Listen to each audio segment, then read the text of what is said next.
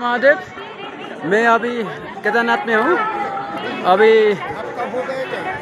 केदारनाथ दर्शन भोलेनाथ के दर्शन के लिए भोलेनाथ का मूर्ति पूरे सोने का है।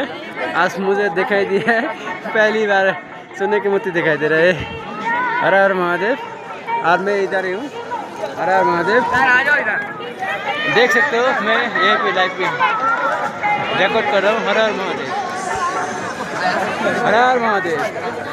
हर हर महादेव। हर हर महादेव। आ जाओ करम करम। हर हर महादेव। हर हर महादेव। हर हर महादेव। हर हर महादेव। हर हर महादेव। हर हर महादेव। हर हर महादेव। हर हर महादेव। हर हर महादेव। সবাই হর হর মহাদেব কমেন্ট করো। হর হর মহাদেবকে কমেন্ট করো আর একটু লাইক টেক করো।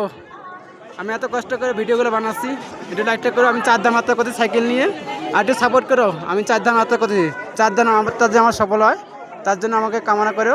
আমি 4 ধাম যাত্রা ঠিকমতো করতে পারি। তা আপনারা সবাই দেখতে পাচ্ছেন আমি কেদারনাথে আছি। আজকে 27 তারিখ। आज 27 तारीख। हर हर महादेव को कमेंट करना और मुझे सपोर्ट करना ज़रा। मैं ही केदारनाथ में हूँ, ठीक है।